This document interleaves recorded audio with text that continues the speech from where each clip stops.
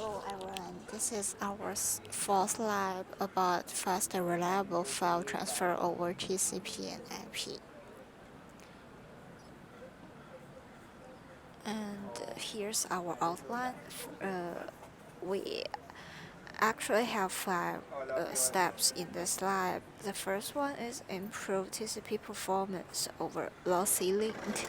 The second one is initial experiments. So third step is introduce removing exponential backoff from TCP.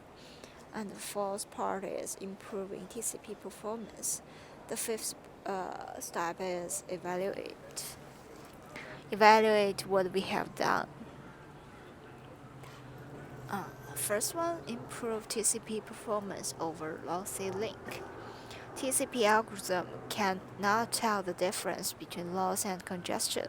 When our packet loss is caused by an unreliable link instead of congestion, it's now wise to use exponential backoff algorithm and shrink the window size. In this lab, we are going to revise TCP congestion control algorithm to make it suitable for lossy link. For the experiment setup, we set the connection between two devices to 100 megabits. Second step, initial experiments. The initial experiments use the original Linux TCP module, which has used the cubic congestion control mechanism. The experiment results are shown in the following table. We can see that more specifically in this graph.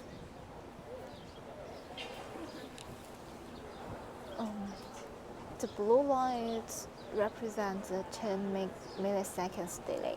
And we can see from that graph, loss and delay will cause the TCP throughput decrease. A great gap between 10 milliseconds delay and 100 milliseconds delay is very large. When the loss rate is 50%, the throughput is barely low to 1 kilobit, which is caused by the small size window. However, when now interfaces interfered by congestion problem, we are interfered by the lossy, so it's not supposed to shrink the window size. To overcome this problem, we are going to revise our Linux kernel. Before that, I want to introduce the removing exponential backoff. To improve the TCP's performance, Amit Moda and Alexander Kuzmanovic introduces to replace exponential backoff by implicit packet conservation principle. The RTO bigger than RTT condition is called the implicit packet conservation principle. It is implicit because an endpoint has no feedback from the network that the packet has been lost, and thus it has to rely upon the RTO value to implicitly determine that the packet has been lost. Here's how we improve the TCP performance. We modify the TCP modules.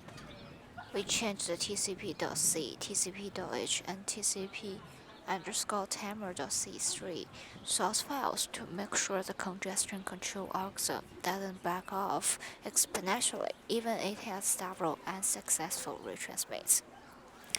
What we did in TCP_timer.c is we revised the time underscore module underscore timeout function, which is used by retransmits underscore timer underscore out.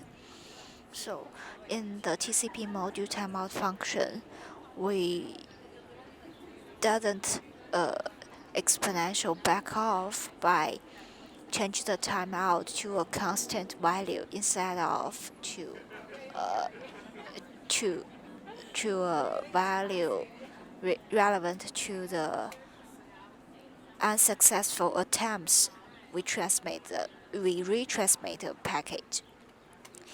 And in TCP.h file, we change the max TCP window size from 3276 to 65535. And in this case, we won't shrink the window size very intense. So it's it's a good it's a good try for the lossy link. But if it's a congestion link, it's not very useful. And in the TCP.c file, we comment out we comment out the timer out shift 1 bits. So in that case, the timeout won't increase. So we can still retransmit the packets with a small timeout. And here's the commands we used. We will show that in our demo later. See you guys later. And we can see the result we get. We transferred 1,000 megabytes file, and it used 15 minutes and 34 seconds. So the total throughput is 8.57 megabytes per second.